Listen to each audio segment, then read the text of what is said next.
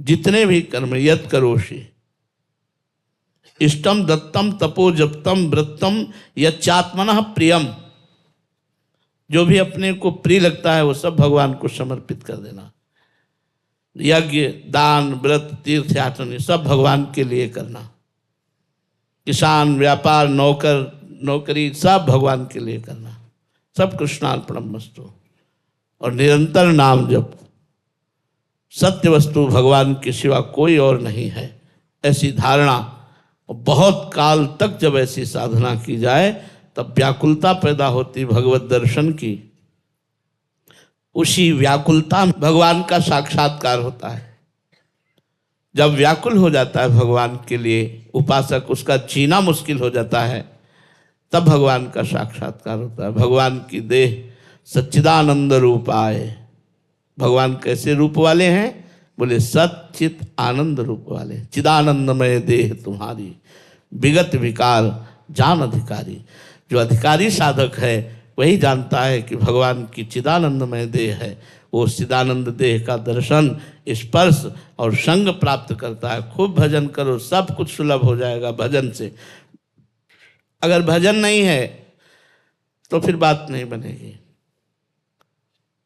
भजन करना, हट करके भजन करना, संसार से हटकर भजन करना, डटकर भजन करना, भजन को करके बचाना, बचा के पचाना, पचा करके भगवान में लीन हो जाना, यही तो साधना है। खूब नाम जप करो। सतीश चंद्र शर्मा जी अलीगढ़ से। राधे राधे महाराज जी। महाराज जी, कामनाओं के साथ कंचन, कामनी एवं कीर्ति से कैसे बचा जाए? कामनाएं भी हैं और से बचना भी है। साधन पथ पर जब हमारी प्रियता हो जाएगी तो जिसे हम बाधा समझते हैं उससे हम दूरी बना लेंगे, और जो बाधाएं हम नहीं निवारण कर सकते वो हमारे इष्ट निवारण करेंगे। करऊं सदा तिनके रखवारी, जिम बालक राखे महतारी।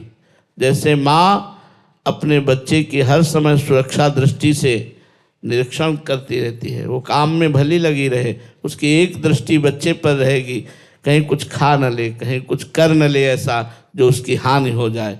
ऐसे ही भगवान की दृष्टि उस भक्त पर रहती है जो भगवान का शरणागत है, जो भगवान का नाम जप करता है, जिसने ये निश्चय कर लिया है किसी जन्म में मुझे भगवत प्राप्ति करनी है।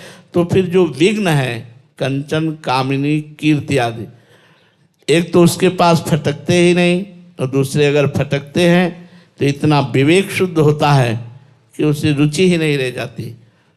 वो सब व्यर्थ नजर आते हैं। रुचि के बिना सब बेकार है। जब रुचि ही नहीं है तो बेकार ही नजर आते हो, बाधा नहीं पहुंचा सकती। रुचि होने पर छोटी सी वस्तु भी अपना अधिकार रखती है।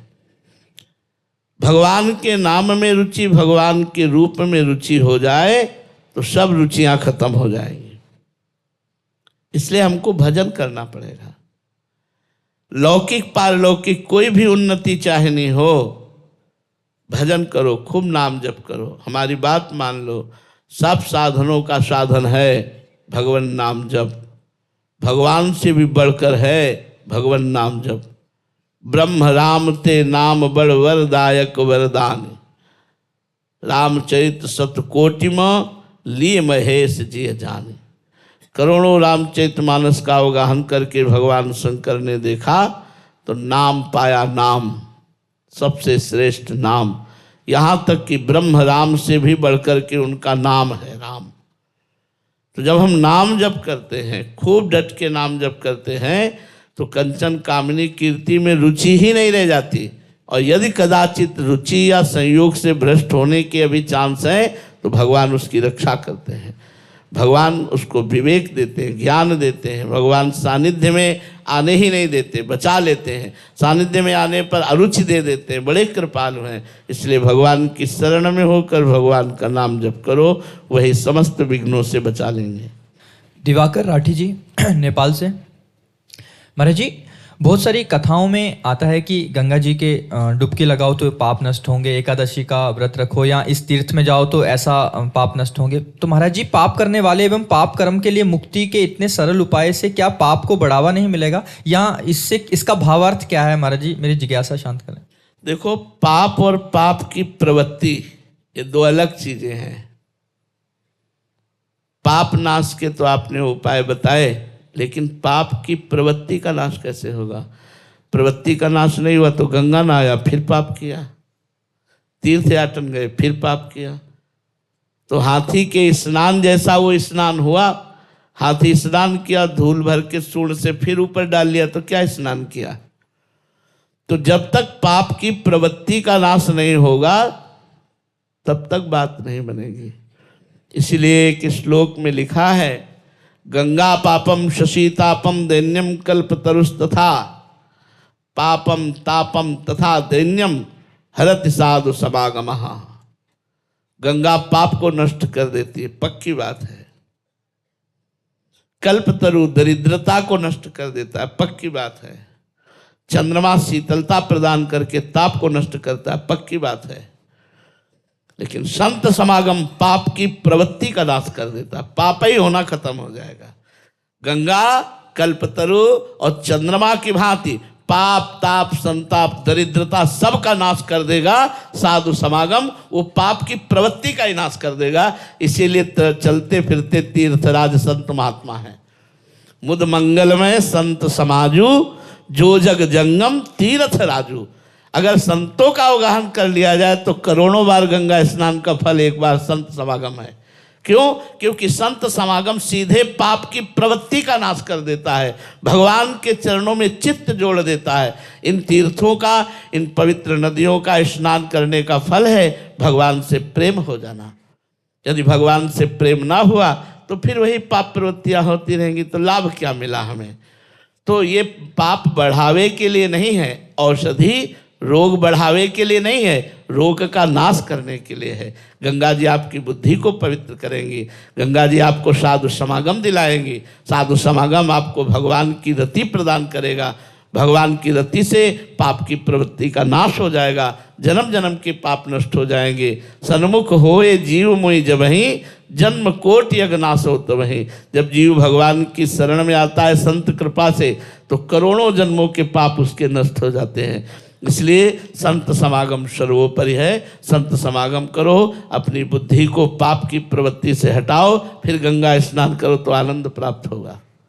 अशोक कुमार शर्मा जी राजस्थान से। महाराज जी, भगवत गीता जी में भगवान ने अर्जुन जी को उपदेश में स्थिर बुद्धि वाले मनुष्य के बारे में समझाया और बताया गया है। महाराज जी, स्थिर बुद्धि वाले व्यक्ति का बौद्धिक स्तर किस पराकाष्ठा तक होता है महाराज जी? देखो, अभी हमारी जो बुद्धि है वो 3 गुणों से विचलित होती रहती है। कभी सतोगुण आया, कभी रजोगुण आया, कभी तमोगुण आया। जो स्थिर बुद्धि है उस पर गुणों का प्रभाव नहीं पड़ता, वो गुणातीत बुद्धि है, वो मायातीत बुद्धि है, वो कालातीत बुद्धि है। कौन सी बुद्धि? जो भगवान में स्थित हो गई है। मय्येव मन आधत्स्व मयि बुद्धिम निवेशय निविशस्य मय्येव अत ऊर्ध्वम न संशया। गीता में भगवान ने कहा, तुम मेरे में मन को लगा दो, मेरे में बुद्धि को समर्पित कर दो, तुम मेरे में ही निवास करोगे, इसमें कोई संशय नहीं। तो स्थिर बुद्धि वाला भगवान में बुद्धि स्थित रहती है। चलायमान बुद्धि सतोगुण रजोगुण तमोगुण गुणों की प्रेरणा से वो चंचल बनी रहती है। जो भगवान का भजन करके त्रिगुणातीत हो गए हैं उन्हीं की बुद्धि स्थिर रहती है। जो स्थिर बुद्धि रहती है उसमें हर समय प्रसन्नता आनंद मोद बना रहता है। खूब भगवान का भजन करो, इसी से बुद्धि शुद्ध होकर त्रिगुणातीत हो जाएगी। अनंत दास जी असम से।